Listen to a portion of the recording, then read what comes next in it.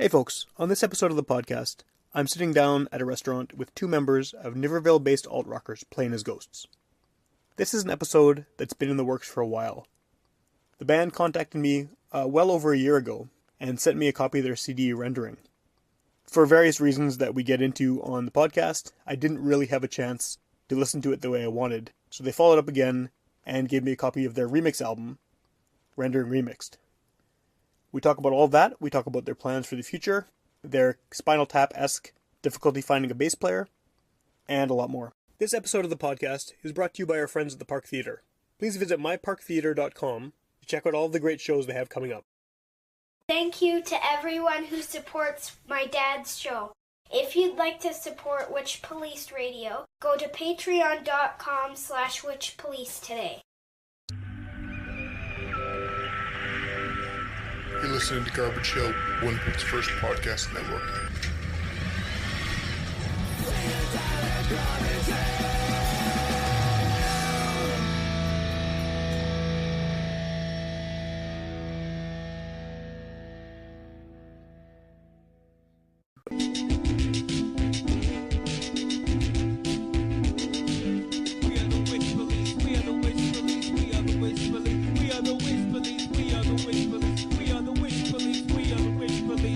Alright, welcome to Witchpolice Radio. I'm in a different setting this time, as kind of is usual, but we're sitting down in a nice booth here, having some drinks, and I'm here with two quarters or 2/3 at this point? Well, at this point, I guess there's only three of us in the band, but there's supposed to be four. We're usually a quartet. 2/4 isn't even a thing, I guess. Half usually of playing as ghosts. Yes, so, and I prefer 2/4. 2/4 is good. I've actually said that more than once on this show, and usually I get told that it's ridiculous and I'm wrong, but it's good. I like it. So I kind of think that this has been sort of a long time coming, in that you guys sent me some music a long time ago, like over a year ago now, and it just hasn't really connected until now.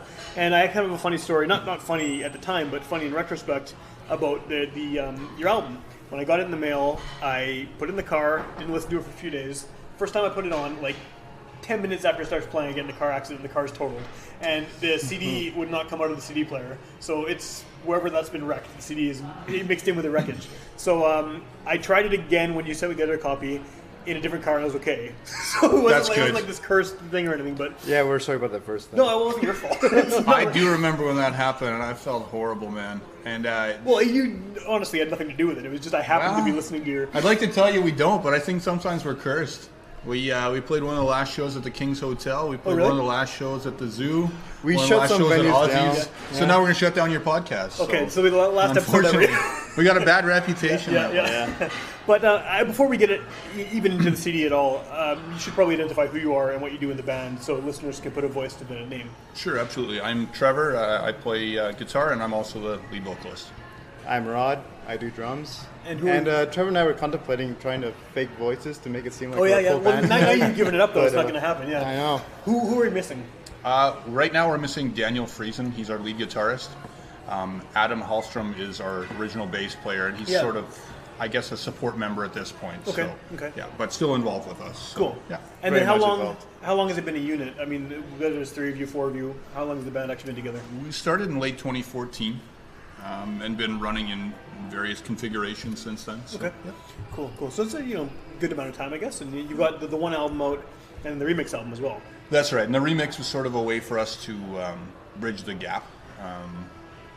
When we had a cycling of members, at that point it was we had to do something to show people that we're still alive. Right, of course. And it was really fun to get to know some other producers. It was a bit of a semantics nightmare to try to get everyone involved and try to get all the tracks back and that sort of thing. But most of that is a brainchild of Adam.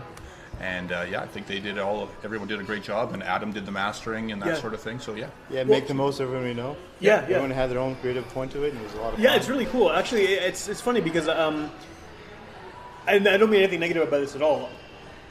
Like when I listened to the original album before the remix, I recognize what's good about it. It's very well produced. The songs are well written, but just style-wise, it's not necessarily something that I would personally go to right away. I mean, there's a big audience for what you do. I don't know if I'm in it anymore. I think I was at one point, but I think anyway. And then I listened to the remix record, and I think I got the songs more just by hearing them kind of deconstructed. Some of the remixes I didn't think were as good as the originals. Some of them I like better than the originals, but it's just I kind of like hearing the songs sort of turned inside out, and it made me kind of appreciate maybe things about the original ones that I didn't on the first listen, which I'm assuming is the idea, right? That's perfect. That's exactly what we wanted out of that. Someone else's ears, sort of an outside opinion, new take on it, fresh spin. So we're really pleased with that, and there were some really talented people that got involved. So. Yeah, new perspective and different light. Definitely. Yeah, for sure. Yeah. Well, I mean, as someone who, this is not a secret to anyone who listens to the show, but I listen to very heavy amounts of reggae. And so, like, it's very almost like a dub perspective. What's on the remix is where it's taking the song and stripped it down and moved it around so you can turn something new out of it. And that, especially the first track on the remix album, I really, really enjoyed that. And I think it's, I don't know, have you ever listened to Godflesh? Of course, yeah. It reminds me of Godflesh. Not as heavy, obviously, but right.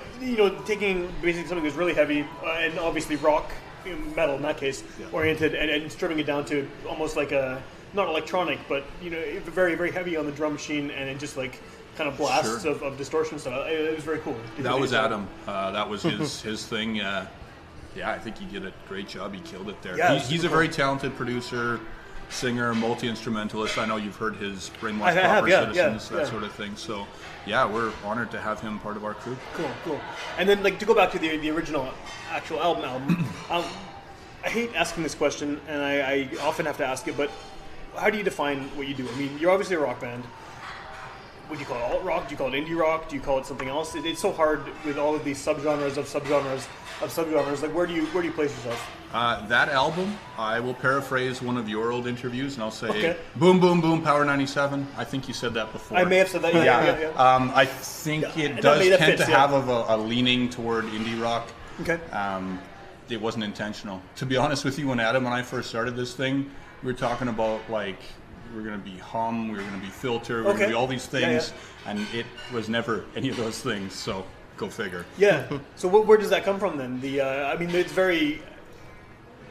poppy is not the word for it, because it's not pop music, but it's definitely got hooks, and it's it's catchy, and it's radio ready almost, right? So where does that sound come from if it's not necessarily what you were going for? I guess it was an accident. I mean, most of those tracks were former ideas that Adam and I had bounced back and forth before there was a band.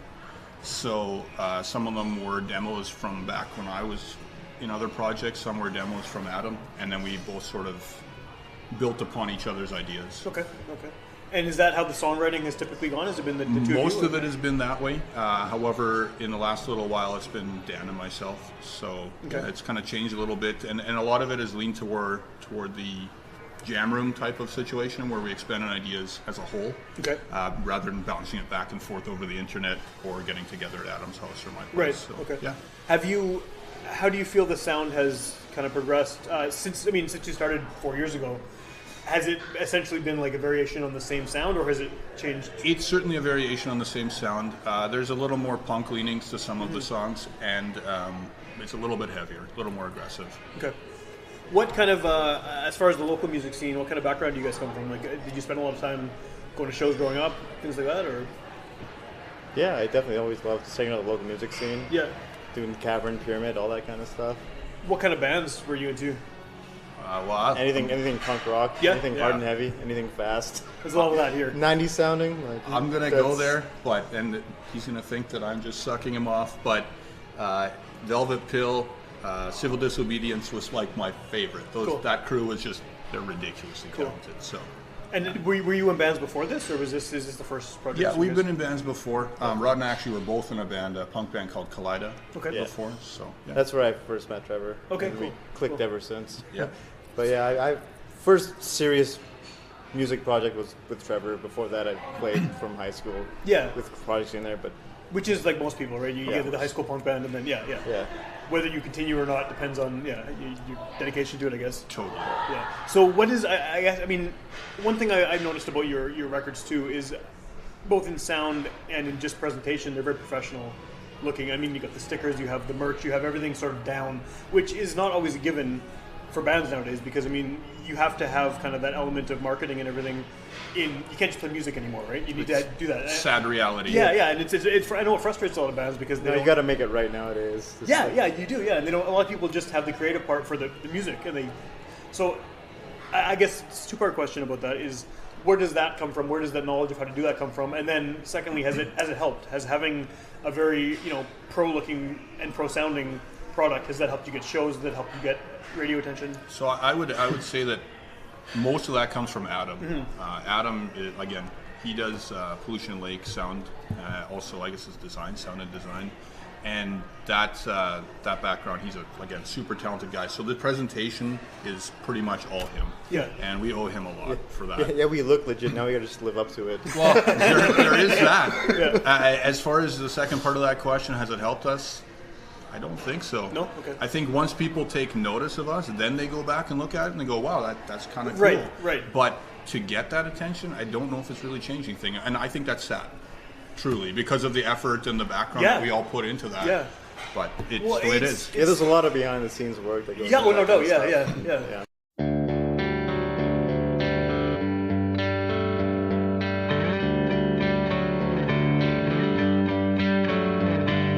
How many times should you ask yourself, what am I doing here? I've waited forever, lost in song, but I smile little weird. I could awaken truth endless, but I am afraid to try.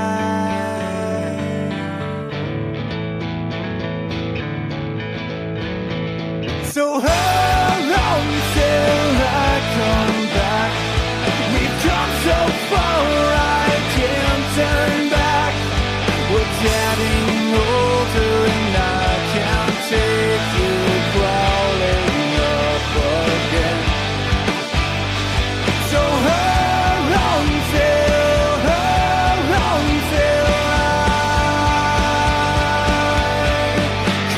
back home?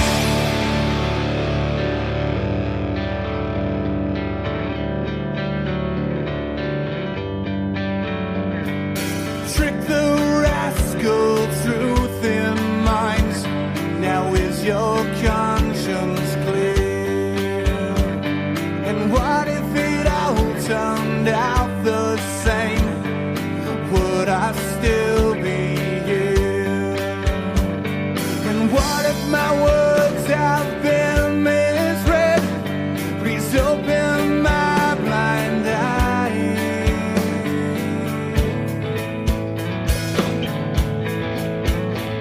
So how long till I come back?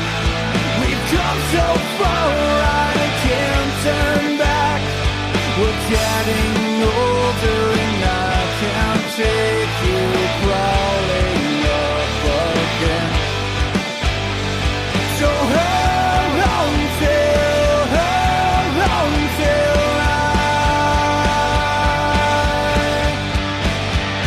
'Cause honestly, you can't take me. I haven't been the one to need the broken stories, the misery, the loves that carry on.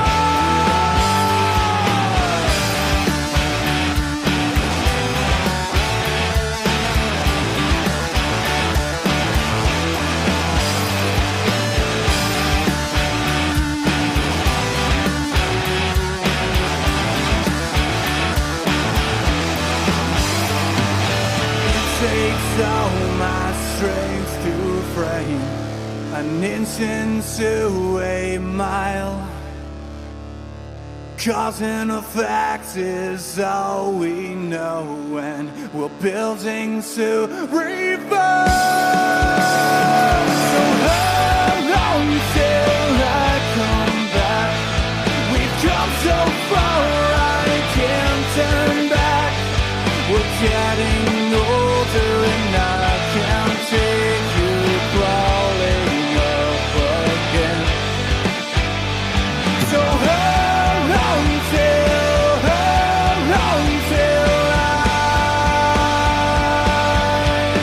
come back home?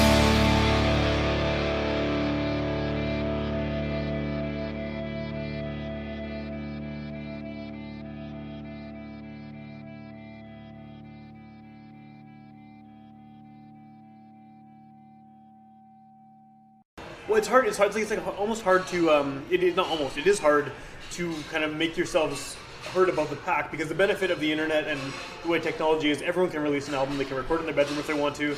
They can put it up on Bandcamp. They can put it up on Spotify. Everything else, and there's so much content, which is great, but there's also so much competition, right? So Definitely. I mean, do you think that the strength of the songs is what's going to kind of give you that boost, or do you think you have to be doing more as well on top of it? I personally think that you always have to be doing more on top of it. And again, like I say, it's a sad reality. Yeah. I'd rather just play music. I mean, Yeah, I don't want to post on friggin' Instagram or whatever the hell that people want to do, but you have to do it. Yeah. And it's annoying. Like a Saturday night, you don't want to be doing that. You just want to be playing music with your buds or Sure, yeah. doing whatever, Yeah. hanging out with your family. So, yeah.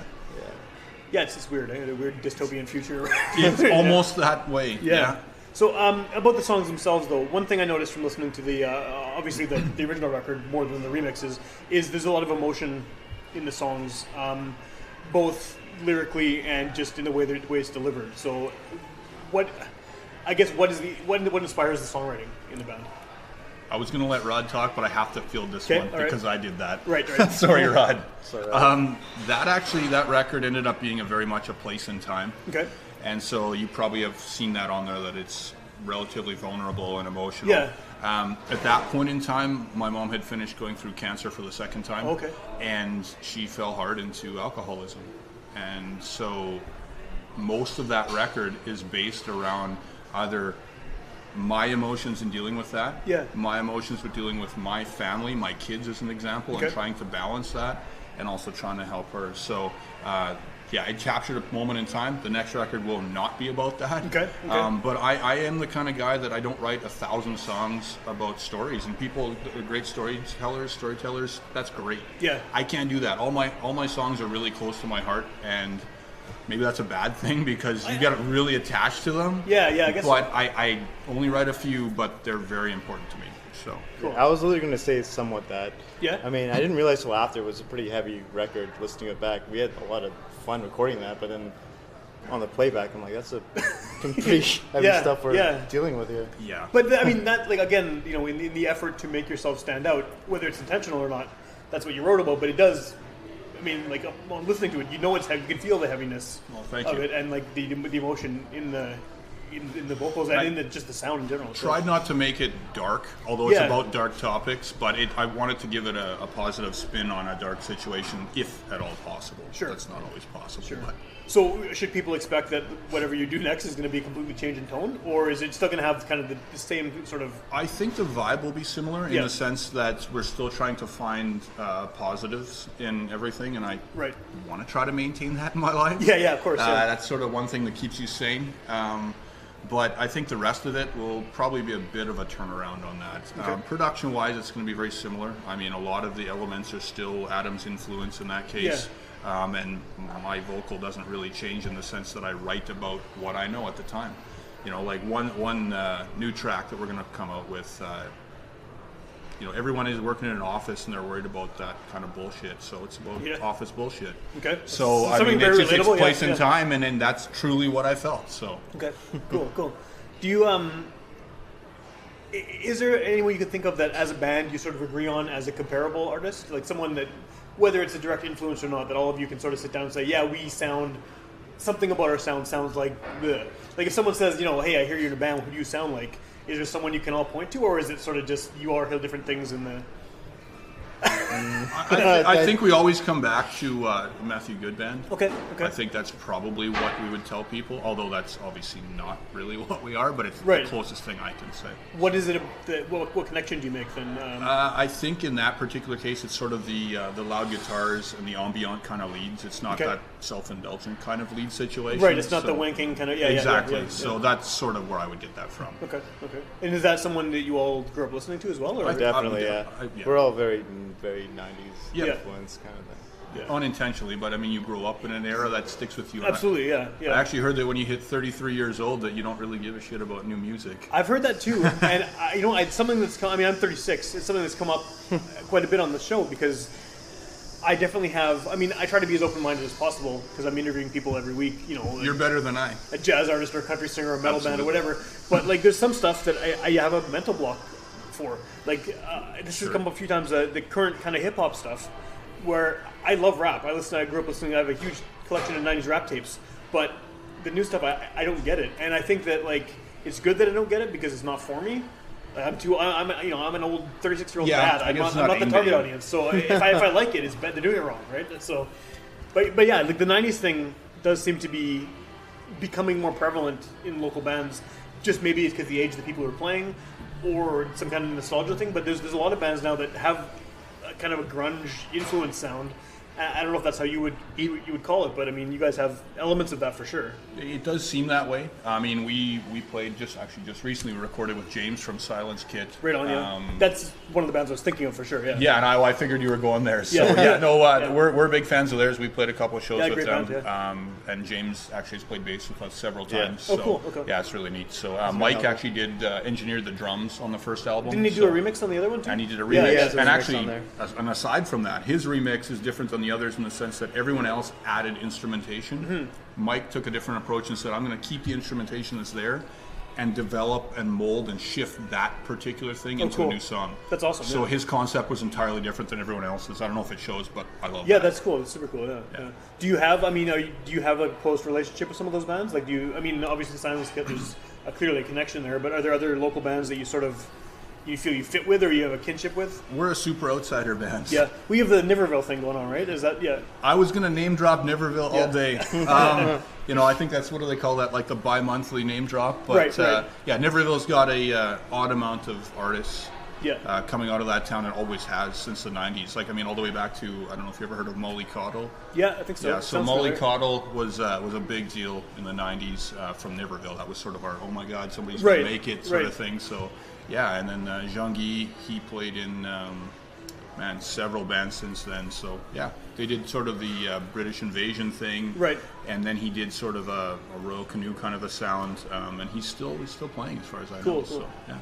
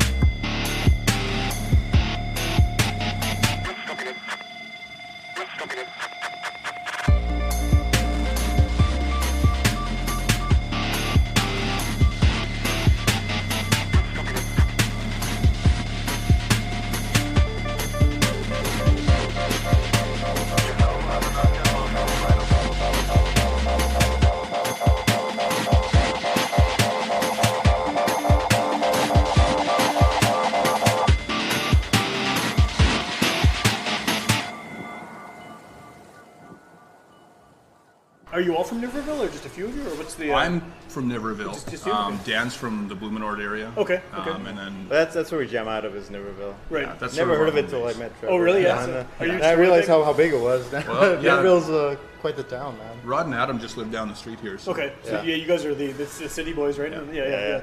Well, that's cool. I mean, does Niverville have? I think I've actually asked someone this, and I can't remember who it was from Niverville, but does Niverville have a sound? Like, are there? I mean, it's small enough, but also big enough that there could be, obviously bands coming from there. Yeah. But is there something that you hear maybe in your own music that says, "Hey, this is Niverville, or I I don't think so. I think that a place and time might have told you that. For instance, in the new metal era, there was probably 30 bands in that little town that were all quote unquote new metal. Sure. And I mean, I was a part of that too. I mean, you all had the dumb pants that were like watering your waist and all that stuff. But I think at this point, I mean, we got Brady Dick. I mean, he's very country, exceptionally talented man. Jordan St. Cyr is doing contemporary Christian. Okay. We've got Whiskey Talks. They're sort of a rap rock kind of a thing. Okay. Still hanging on with the new metal thing? Yeah, a little bit. I mean, it's a little more funky, but they're going for that.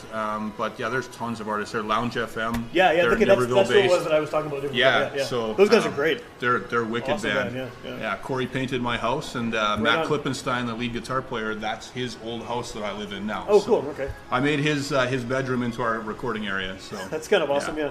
That's what's funny because the local music scene is so incestuous anyway. It's always funny when other towns get involved too. So it doesn't even matter how far away you go. It's still true. All these connections in and out and everything. It's true. It's awesome. Yeah. So what do you have going on in the future? I mean, you have the album out, you have the remixes out, which kind of is almost like a second EP or something, or if you want to call it, because it's not really an album, but it's a release. Do you have something planned for the near future that's happening, or? We got some good shows coming up. Yeah, we got shows coming up. Go for it. Pop Evil. Open up for them. Yeah, Pop Evil on November 23rd at the Pyramid. So it's a lucky break for us. That came as a result of Indie Week, Road to Indie Week contest. Okay. So make a connection at the Pyramid. Dave's been really good to us. So cool. Is there, as far as recording though, do you have new stuff on the go or in the works for the future? Yeah, I'll let you field that. We just recorded actually. Yeah, it's Studio 23 out in, I want to say St. Anne, but I'm not sure if that's actually closer to Richard. Technically. Okay. That way, Jody Hunter. Highway 1 East. Highway 1 East, right, you got it, man. Yeah. About an hour out. Yeah, we did some recording there. Cool. So expect some single out from that. Yeah, we're going to do a single and a B-side out of that. That was recording time 1 from the contest. Oh, right on. So, which was really nice of them to provide that's awesome. We had a really good engineer, Julian Gwinnett. He did a great job, and I'll be mixing that thing. We're going to keep it nice and loose, make sure it's got that live feel. Yeah. So awesome. we did it all off the floor. Nice. I was going to ask that. Yeah. That's cool. A little very different than our last album, which, as you've probably seen, is very layered. Yeah, sure. So, yeah. Do you guys want another round? Could I have another iced tea, please? Sure. Thanks. I'm good. Yeah, I'm all right for now. Thank you, though. You're welcome. Is that going to make the I'm podcast? keeping that in, yeah. Absolutely. Perfect. Yeah. It's always been entertaining, right? All of a sudden some random person shows up and starts talking. Yeah. She was louder than all of us. We did wimp out, though. She yelled into that thing. Yeah. None of us ordered another round. We've just been outed. That's true, So. yeah. It's all right. Yikes. We didn't name the restaurant. We're good. Yeah, fair enough. I don't think we did anyway. So is this did you record just the one song, or are you recording more than that? We recorded 2 songs in that session. And then the next thing we're looking at is a 5 to 6 song EP to follow up our debut. Okay. So. EPs are the way to go.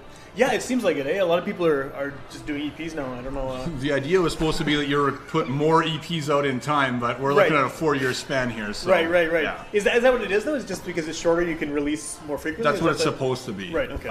I don't think, in our case, it's more of a funding thing, and the fact that we've had a revolving door of people involved. Yeah. So we're finally going to settle on that in a space and get it done. Cool. So. When are you expecting that to be done by? Done for a while, I guess. Eh? Spring We're hoping 2019. spring 2019. Okay. Yeah. Okay. And then what are the plans once that's done? I mean, are you guys planning on touring or anything like that? Not likely tour. We'll try to hit a bunch of festivals There's a lot. locally and spread out. We won't go too far, but northwestern somewhat Ontario, local, eastern Saskatchewan, that sort of thing. So close, but also not in Manitoba. Exactly. Yeah. Yeah. Have you toured yet with this band? Nope, this band's never toured anywhere. Okay. So. You're welcome. Well, we sort of come from the school of thought that you got to conquer your own city before you tour. Oh, sure. Or if you tour, you got to tour smart in the sense that you got to hit somewhere where they're actually playing your tunes. Yeah. And since nobody plays our tunes, we're not going anywhere. So I guess follow up to that is what is the plan to get them playing your tunes? Like, how are you guys doing that? Because that's kind of a struggle for everybody, right? It's you have the music, it's out there, it looks good, it sounds good. Now what? Yeah, I guess the main thing is now with YouTube and all the social media is the video aspect. So I would anticipate we'd put out a couple more videos. We did put out a few, and Adam did some nice lyric videos. Yeah, I saw those. For YouTube for the remix. So. Yeah, I think that's probably the biggest thing, is doing it that way. We haven't had, college radio is a thing that we get involved with, and that's been very supportive. We're very appreciative of that. A little bit of online radio. I don't know if you know the Indie Rock Network. Yeah, I've heard of it anyway. Yeah, it's out of Kuwait and it's just online. It's anyway, he's very supportive. Cool. Appreciate that. And then Mix 96 in Steinbach, cool. obviously being part of that area, southeastern Manitoba, they've been supportive as well. So. Did they have a lot of? Do they give it a lot of time to local artists? Or? Oh yeah. No, awesome. they have a morning show announcer, Corny Rempel, and Dan always feels like every time he sees him at the gym, he sees Corny and our songs playing. So it's sort of the stars align sometimes. That's awesome. That's good. Yeah. Well, it's good to have that connection too. Like the fact that you are from the rural area, it's something that local bands in Winnipeg maybe don't even know about, right? That station is probably not on anyone's radar. No, not around here. Yeah, and out there, they've been very supportive, so we're appreciative. Yeah, that's really cool. Yeah. One other thing I wanted to ask about regarding the kind of presentation and everything of your music, sonically and visually. You guys obviously have released physical copies of the album because I have one, so I'm aware that it exists. It got broken in my car. Still in my car, yeah. Where do you sit on the kind of physical music versus digital versus Spotify kind of thing? I mean, as probably has been established in the show before, I'm very much a nerd for physical media, CDs, tapes, records, whatever. I don't even know how to use Spotify. I've never done it. But, I mean, it's part of what you have to do now, obviously, is having a digital element. But do you have I guess what's the reason for you to release physical media when you don't necessarily have to these days? Twofold. One is for gents like yourself that want a physical copy, and two, I want to chuck them out at shows. Okay. You know, whether people just drive it over later, I don't know. But yeah, you can't really throw a card, right? It's not going to have the same impact. Yeah. I mean, personally, I'm a fan of something tangible. Yeah. And having something to play on like a record player or for a sure, CD player. Yeah. And I'm hoping there's other people out there like that like I'm going to play this record when I get few, home. yeah. And set aside time to do that kind of thing because we all used to love opening the liner notes, right? That's the best part. Yeah. I would read every single note and everything. Yeah. Well, yeah, that's how I used to discover new music too. I'd look at the liner notes, and if a song was written by some other guy, it's like, oh, who's this? Exactly. Yeah, it's a cover. What's his band called? It's like, why are you thinking that guy? Who's this guy? And then you look him up and say, I love that part. Yeah. Look at all the bands they think. It's like, okay, now I have a big list of bands I'm going to go find, and because it must be good if my favorite band likes them, right? So You know, back in the day, I'd set aside time. But like, how long is this record? I'm going to listen to the whole thing front to back. Sure, yeah. And that's a sad reality. Like, there were experiences when you listen to a record front to back. Oh yeah. An EP, you don't get that. It's a bunch of mashed together songs. I mean, we tried with ours to at least keep some cohesion in the sense that there was some lyrical cohesion, and we tried to build and then break it down, which I don't know if that flow came across, but it was intentional. Because you want that flow to your album, right? Yeah, sure. Whereas nowadays, like, you look for singles. Yeah. Like, so how do you do that then? I mean, like, having listened to your record start to finish, which is usually how I listen to albums, I get that. It does sound... It's not like one of these albums where there's a different producer for every song and it has a different tone. Appreciate that. It flows. It has a single... we debated on the track listing. We did. Right, and that's important. We were all about like right? high to low and here to there and what works best. You can hear it, but how do you struggle with that if you're in a world where everyone wants to hear one song and then listen to something completely different next? Like, how do you maintain the kind of integrity of the overall idea if your listeners are going to shit all over it basically by, like... Is that, I mean, do you have to plan for that when you're... I don't think you can avoid it. I think that if they buy it on iTunes or whatever, if they're listening to it on Apple Music or Spotify, then it's going to switch to something else immediately after. Yeah. So, it's unavoidable.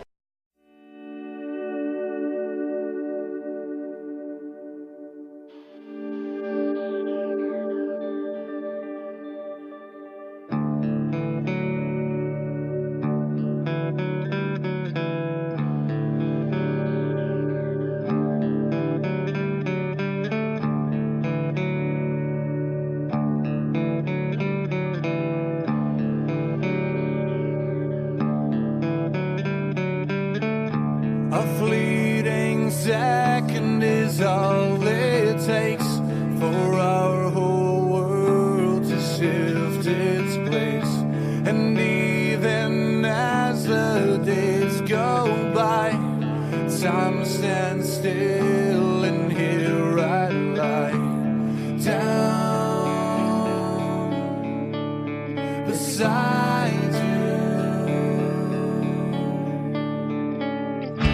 Today I feel like I will be okay, be alright. Tonight I feel like I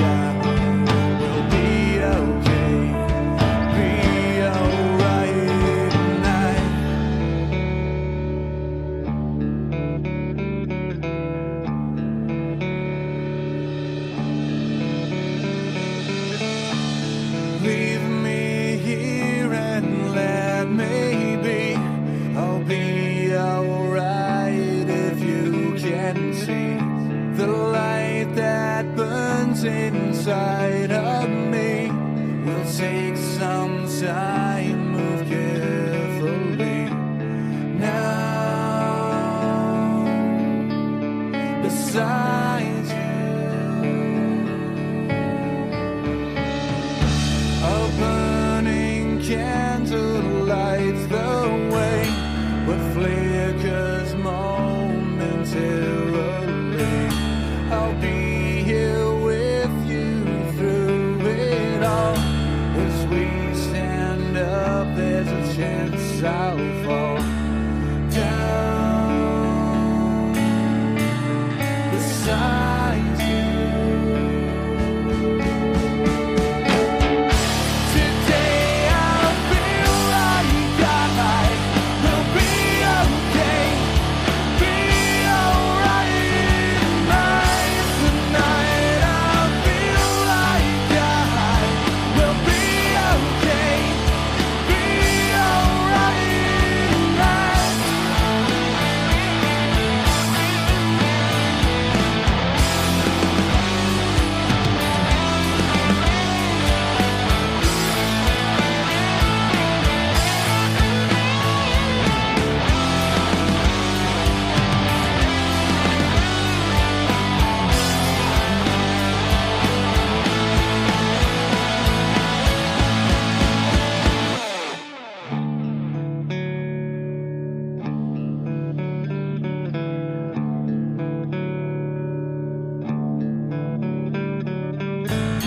I see you lay there wondering how long you'll be on earth with me.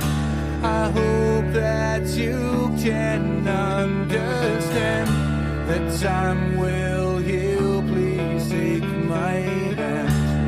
I'll be with you.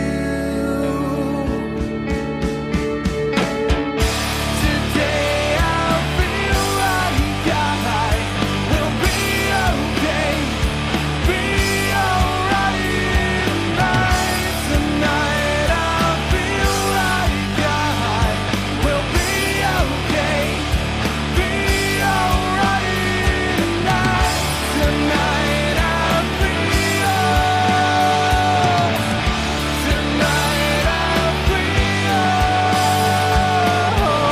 Tonight I feel. Tonight I feel like I will be okay, be alright.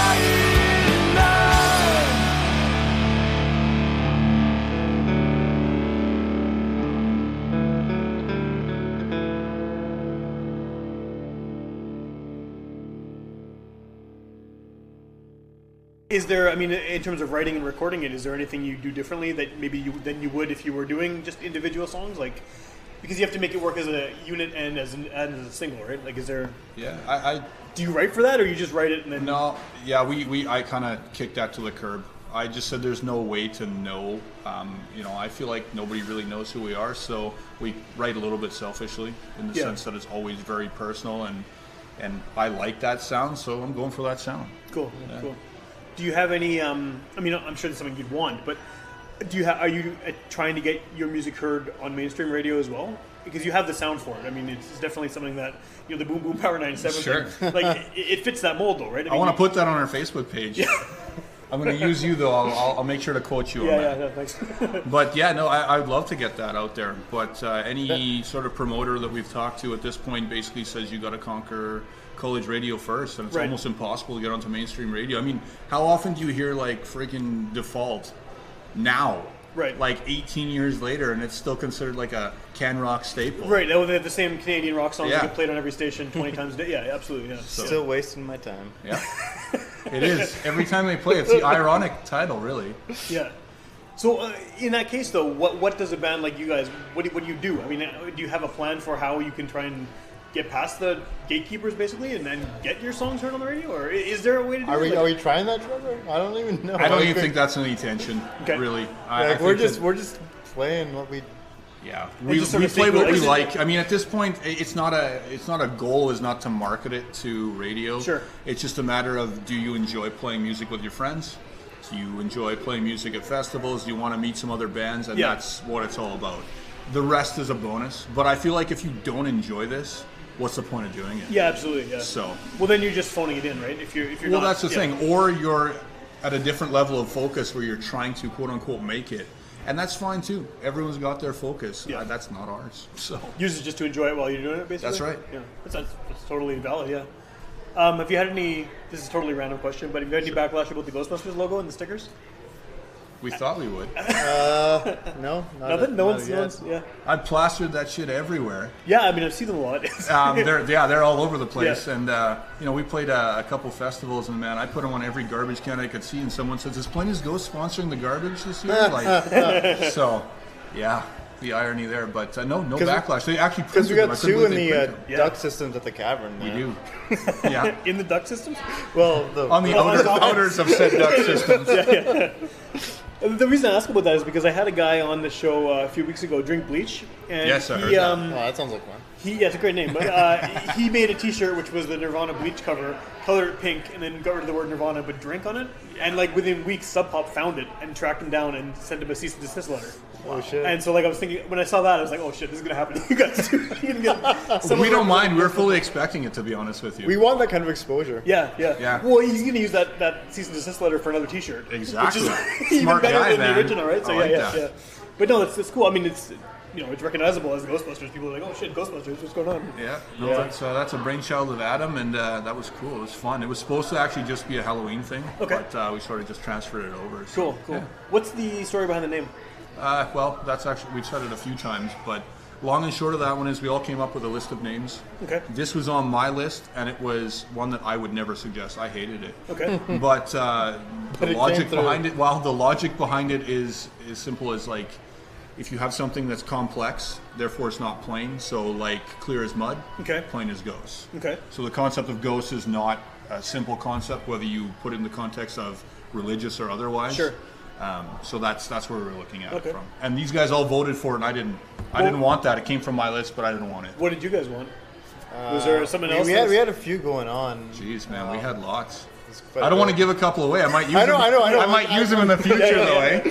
There were a few. I don't want to say either. Yeah. What was the worst one? The worst one? Was there one that you guys just all immediately left out of town, basically? Or? I can't remember one being terrible. But yeah, we pretty much narrowed it down. I remember having a top 4. Yeah. Okay. And I just like the way this one sounded. Yeah, no, well, I mean, not to be taken too seriously, but it was. But unfortunately, Ghost has now sort of become a commodity unto itself. I mean, there's the band Ghost, or Ghost BC at one point. Yeah, sure, yeah. And then Boy in the Sea released Common Ghost. Common Ghost, yeah. And I see a lot of Ghost in song titles these days. Sure. So now I'm caught up in that, and I'm stuck. It's like Wolf about 10 years ago. Everything was Wolf something. Yeah. Wolf Mother. The Number Band. Wolf Parade, Green Day Wolf 75. Eyes. What was that with Will Ferrell? Or no? I'm not. Will somebody. The Will guy with Green Day 75. Anyway. Right. If someone is hearing you guys for the first time on the show, what's the best thing for them to do if they want to check out the album or find out when you're playing live and all that stuff? PlainsGhost.com. Yeah, PlainsGhost.com links you to Instagram. It links you to Twitter, Facebook, YouTube, Spotify, all that stuff. Adam runs that thing from his house, and I think he did a great job with that. And I mean, Facebook's probably the best. Next best would be Instagram. At least it keeps you up to date, a little bit of behind the scenes. Cool. And then aside from that Pop Evil show, do you have anything else coming up in the near future you want to promote? Or that'll be it for the time being. Show, maybe a single, maybe some videos. Yeah, there's a single, video likely, and the show. So yeah. And we'll try to keep busy as we can. Yeah, sure. Well, I'm sure you'll have more shows that you get booked between now and whenever people let it. Someone could be listening to this 3 years from now, right? So I mean, yeah. This podcast. Yeah, that's another thing we want to promote for sure. No, we appreciate you doing this stuff. Yeah, please sure. Yeah. The album itself and the remix album, where can people get those? The best way to get them probably be our Bandcamp site. Okay. I mean, I imagine shows too would be. Shows are great. I mean, I'm going to toss you a copy there. I don't think anyone's going to too much charge you for that kind of stuff. Although if bands do want to make money nowadays, it has to be on physical merch. It has to be on merch, yeah. Because I mean, look at the exorbitant prices of shows. Yeah. Whereas CDs don't sell, music doesn't sell. Music is like a promotional tool and nothing more. Sadly. Promotional tool to sell T-shirts. Exactly. Yeah, it's weird. Yeah. So. Is it available in any local stores or anything like Nothing around here currently, although that is an old record, so that's most likely why. Okay. I mean, I would imagine that we get our new record out in the Sunrise and that sort of thing. We'll take care of it and Into the Music and that sort of thing. They were in there at one point. Right, but it's been a couple years. It's a couple years, and we didn't intend on keeping it that long, but it was a long stretch. So the Bandcamp is the main spot. Bandcamp would be good. You can buy our merch, you can buy our T-shirts there, picks, stickers, anything like that. Cool. So, yeah. Or you just see the stickers plastered all over the city. Well, they're everywhere. So, actually, one of them was on somebody's ass. And they tagged us. That was a good. It was a hashtag on Instagram. Oh yeah, it was. Yeah, someone's ass had our sticker. The only problem is that that ass has probably never been to one of our shows. Right. I don't know where they got that sticker though. Yeah. Well, it seems like their stickers are being thrown all over the place. So yeah, definitely. You should just leave them places, leave piles of stickers. We've done that. Yeah, I believe it. Yeah. Okay, awesome. Well, yeah, people should check out the Bandcamp. They should see you live and pick up stuff that way. And social media, you said Facebook, Instagram. Yeah, we're highly involved in that as much as we want to resist. So yeah. Cool. Well, if you see me on the street, just wave and I'll hook you up with. Yeah, that's one of the good things about Winnipeg too, is that the music scene is so tight knit that, especially if you're in another band and you want to hear a different local band, everyone knows someone, right? And there's all these connections. And since most people who listen to the show are in bands anyway, it seems so. It's not surprising that some of them will run into you and just at a show or something, right? So yeah, definitely. So hit them up. And if you want to hear more episodes of this show, go to witchpolice.com. All 300 and whatever episodes are there for free download and streaming. You can also find us on all the Facebook, Instagram, Twitter, etc. And you can tune in on Sunday nights at midnight to UMFM, and those are older episodes of the show that kind of get a second wind. So it's early November now. Might not air till February or March, but if you happen to be in your car at midnight, you turn on the radio, there's these guys talking about their music. So someone might discover you sort of by accident, by not even knowing that the episode was out there, and there it is. So very much appreciate that. Awesome. Thank you. Awesome. All right. Well, that's the podcast.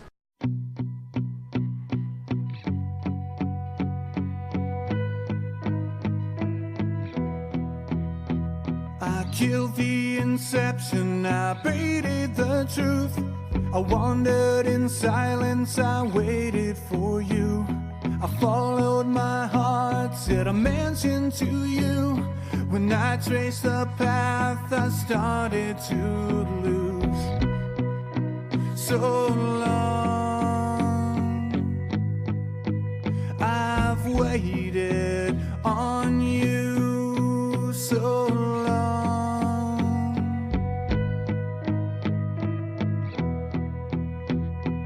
Crawling inside of my own self, I doubt the cares of the world will ever run out. Melt into one with the state that I'm in. Through cover of silence, I feel it sinking. So long, I blame this on you. So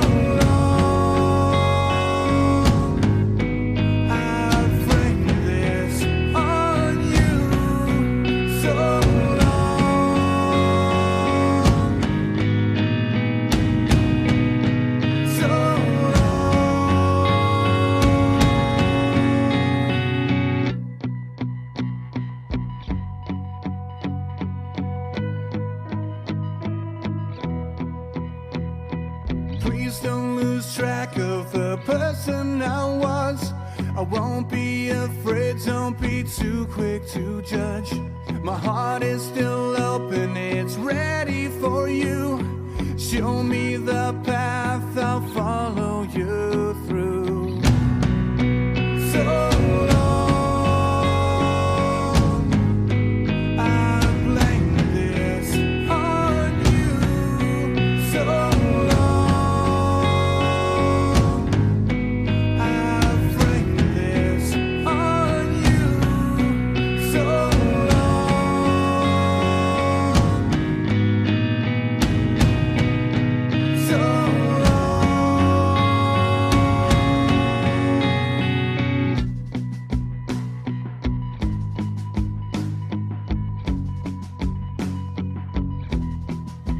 if you say this, I'll come. If you say this, if you mean it.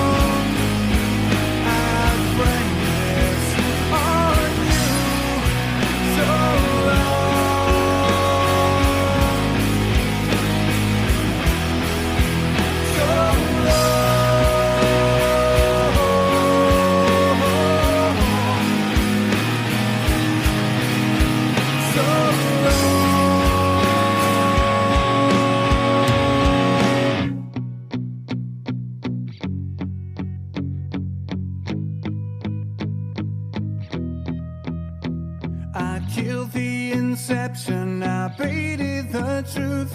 I wandered in silence, I waited for